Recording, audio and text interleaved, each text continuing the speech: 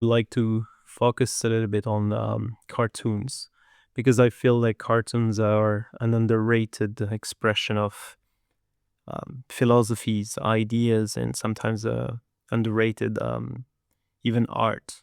Um, I grew up with The Simpsons, and most of the time I thought myself as a little bit like Homer, not so smart, not so bright, just trying to get by and see kind of the routine that you have, and perhaps some aspects of him being lazy, being uh, sometimes a glutton, and I saw myself a little bit into that.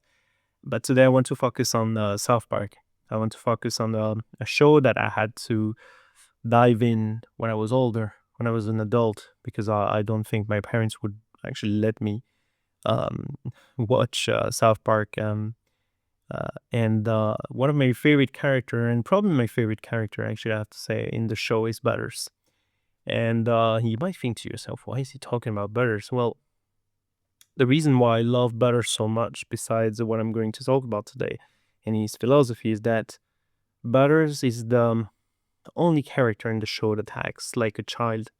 He's the only one who is pure, naive, yes, stupid, you might argue, but he's the only one who behaves like a child. And in a world where we are, I think, becoming adults in the wrong way. I mean, before you used to become an adult as I would say, as a cross path of life, in a way that life could get so hard. You had to work because your family couldn't get by. You had to go to war. You had to, and those things are definitely not positive, but they would make you an adult so quickly, and definitely too quickly. And you would lose that childhood, that childish um, aspect of yours. And nowadays, I feel like with the access to porn, internet, so many resources that are, in a way, very, I would say, important and definitely arguably positive, but some aspects are not so much, especially the excess of porn or violence on the internet. And you don't really know what you're seeing because you haven't experienced this kind of violence before, you haven't seen it. And it's definitely not good to see any kind of violence, but sometimes it can act as a wake up call or as a way to get out of certain situations. And porn, well, of course, not real, not good for your brain, not good for your health.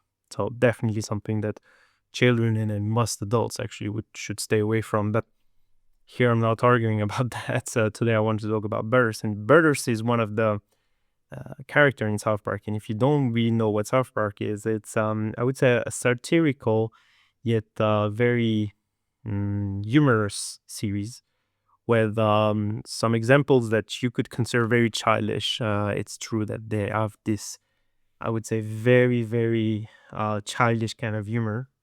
But at the same time, there's a lot of depth that I think a lot of people miss because South Park is obviously very political. They're obviously very, I would say,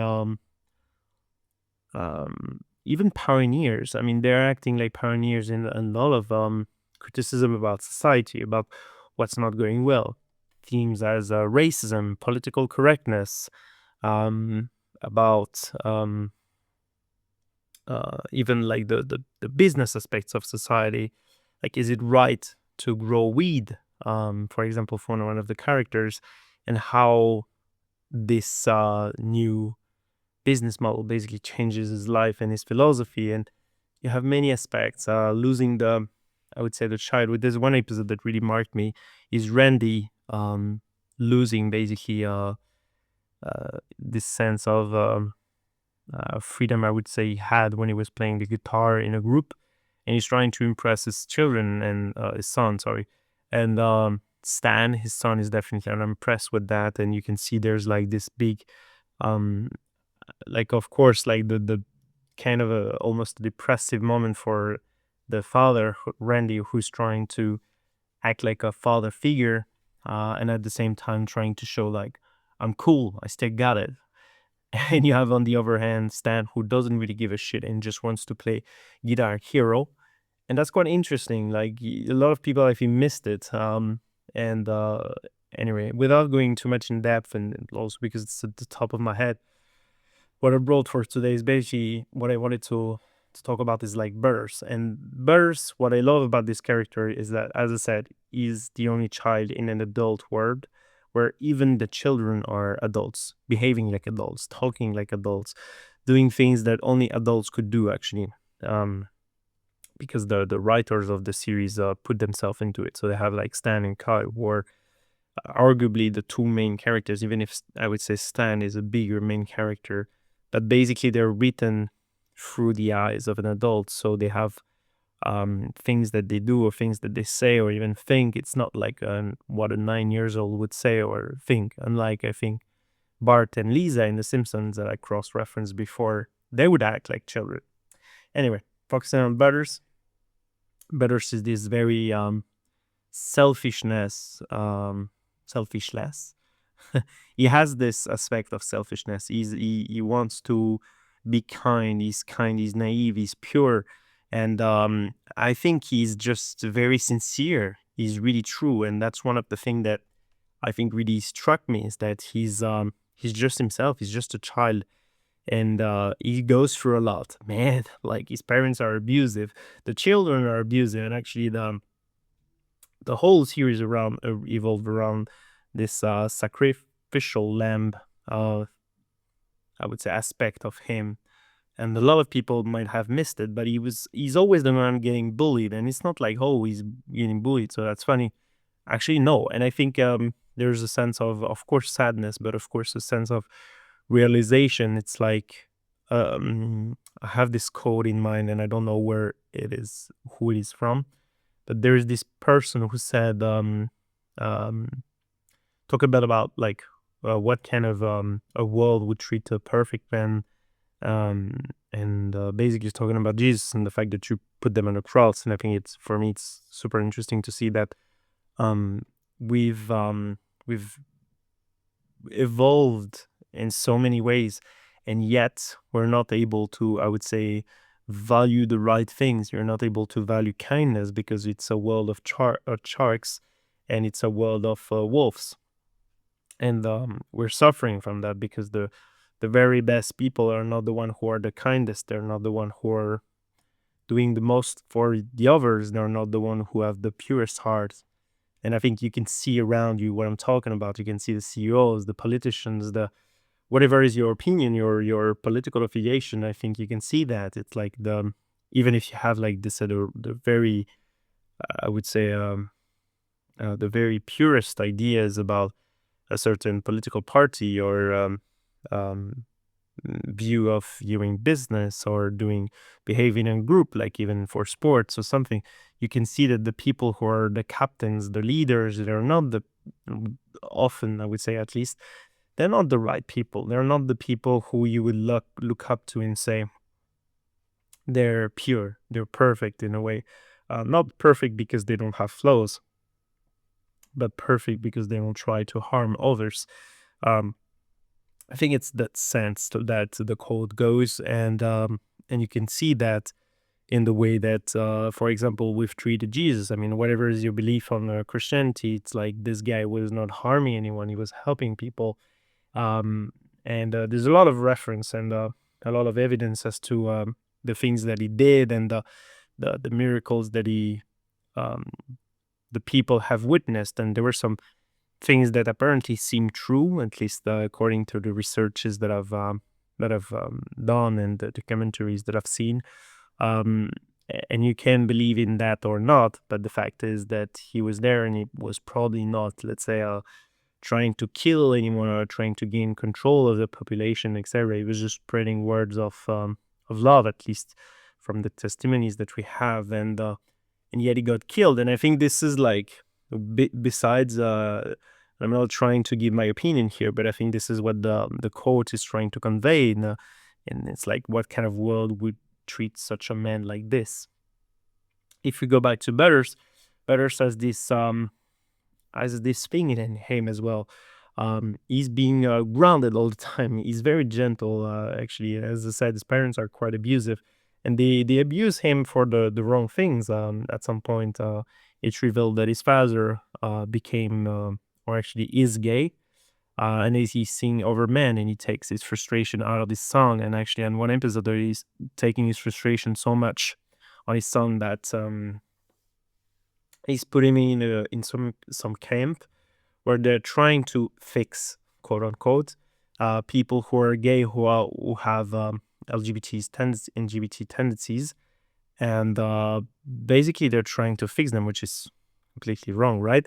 And in this episode, you can see that a lot of people, and it's not funny at all, but it's kind of a way to criticize also this aspect of certain societies, at least at the time, that a lot of people would try to convince you that it's not right to be gay, and a lot of the people there in this camp, or this I don't even know if it's a hospital, or let's say center, kill themselves.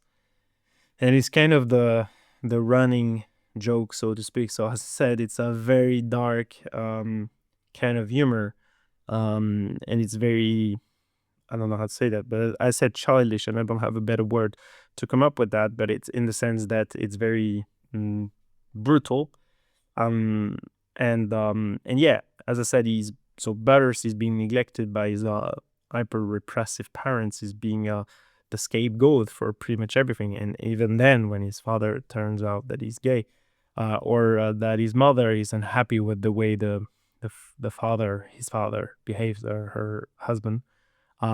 So in this way, the character is always treated in this way, that he's broken, and Butters is he's known for being tricked. He's actually pranked by one of his best friend, Cartman. Cartman is trying to take advantage of his naiveness, and his kindness. He's going to do some sleepovers in his house, and he's trying to trick him. But the fact is that I still find Butters very interesting. And I could go on and give you some specific example, but maybe I'll give it after.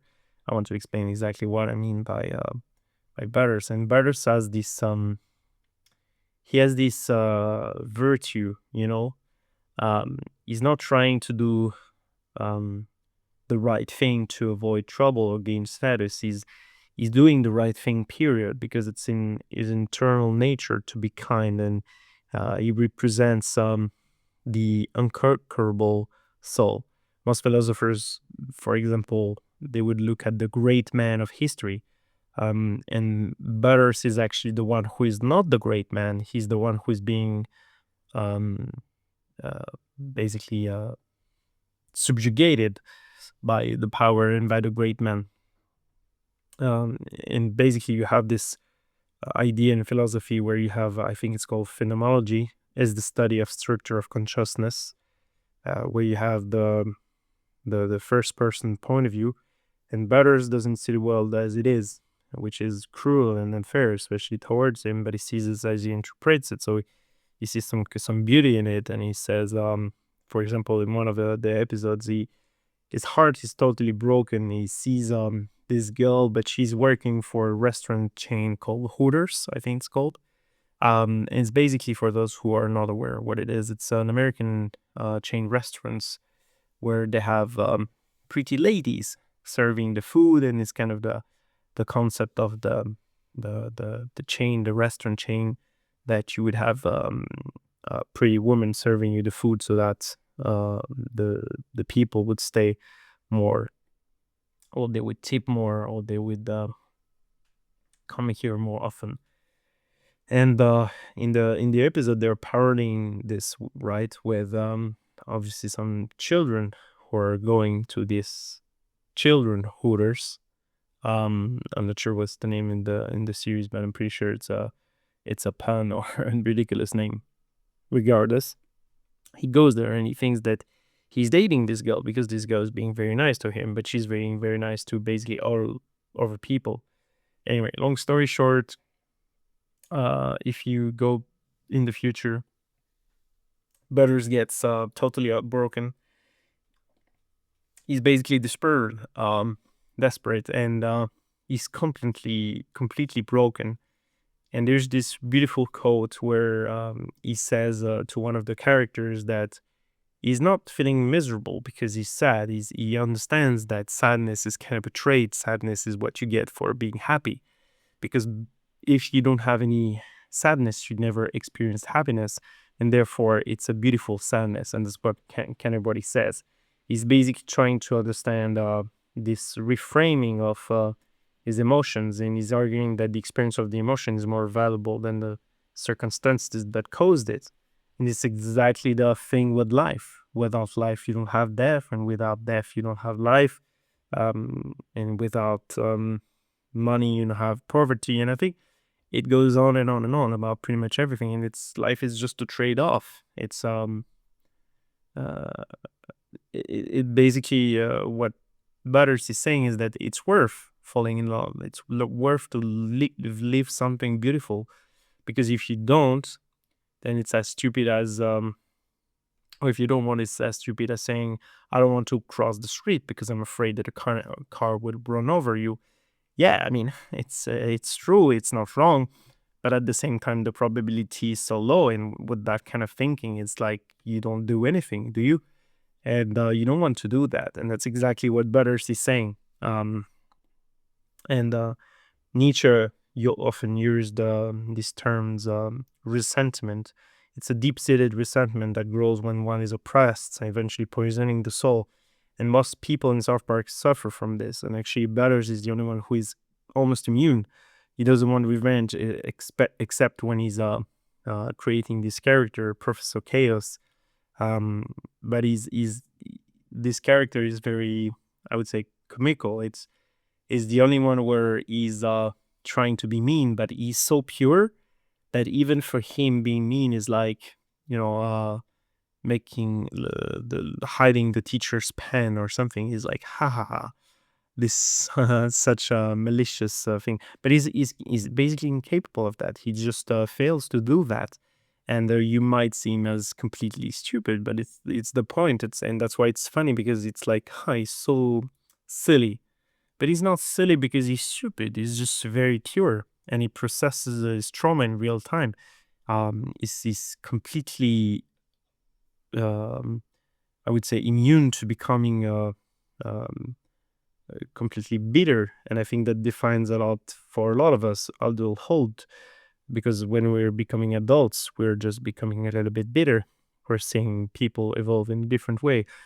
I mean, I don't know how old you are if you're listening to me, but if you're, let's say, I'm going to take the example of being 30. At 30, a lot of people have had a job for quite a while. A lot of people have established their career. Some of them got married, some of them got children.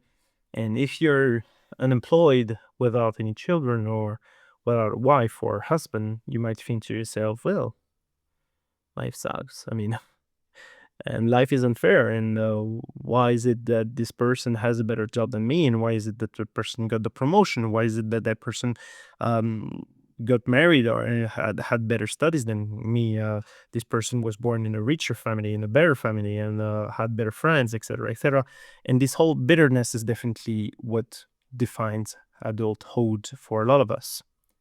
And that's what Nietzsche talks about when he says resentment is a very strong feeling, and it's something that we should avoid, because there's no growing from that. There's only going down. So also in Dostoevsky, he has this idea of the holy fool. It's a character who appears the most, I would say, dim-witted.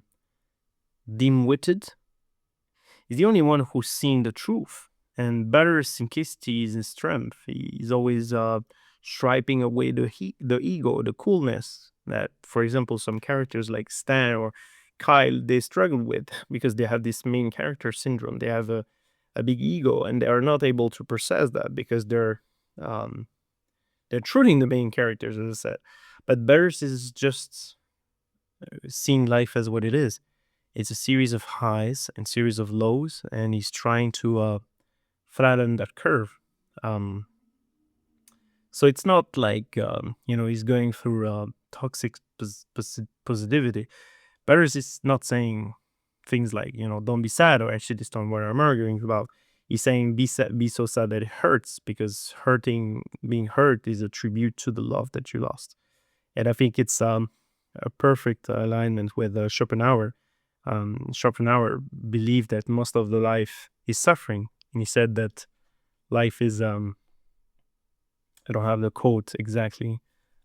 It's going to be hard to translate, but he's saying that life basically alternates between suffering and being bored. Why? Because he thinks that when you're suffering, it's because you don't have.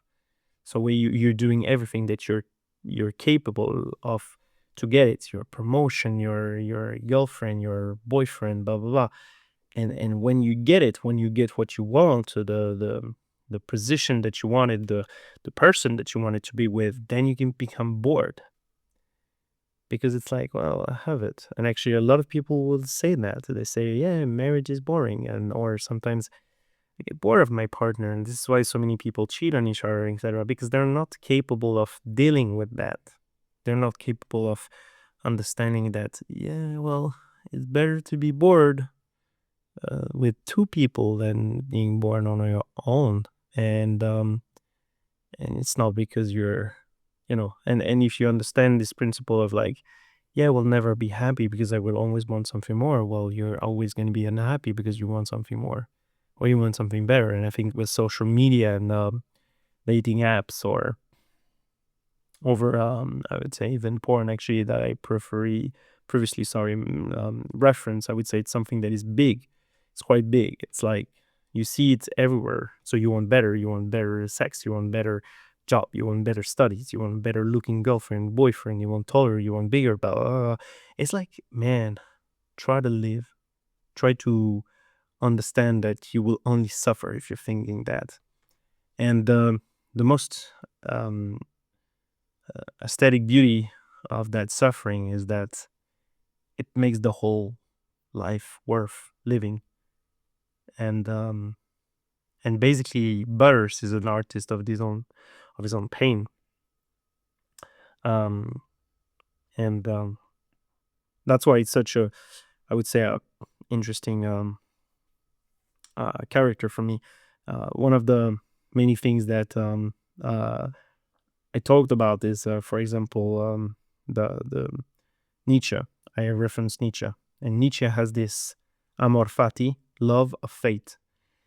And Butters, I think, is definitely that. He's just affirming life. Nietzsche would say that you cannot merely endure suffering, so you should love it because it's basically impossible to separate from the greatness of life. And Nietzsche criticized people who sought like a painless life, calling them the last man. And Burns is exactly the opposite. He wants to live the full spectrum. He takes the bad with the good because he wants to maximize his aliveness. He wants to feel that. Um, and also, I would say like a lot of Stoics would agree with what Burns is saying because he's very emotional. It's true, but he's still there. No matter what, he's still there. He's very resilient, and I think Epictetus will definitely be a fan of him. He chooses to be there despite all the, I would say, the very negative events in his life. And the best example for that, I think, is with Camus, because Camus talks about, for example, the absurdity of life. And he says life is absurd, and that's exactly why you should love it. You should love it no matter what. And basically, the only question that is worth asking yourself is it worth to kill yourself? And a lot of people don't understand this quote. Camus is not arguing that you should kill yourself. He's not saying that. But he's like, either you understand that life is absurd and that there's nothing you can do about it, or you quit this life.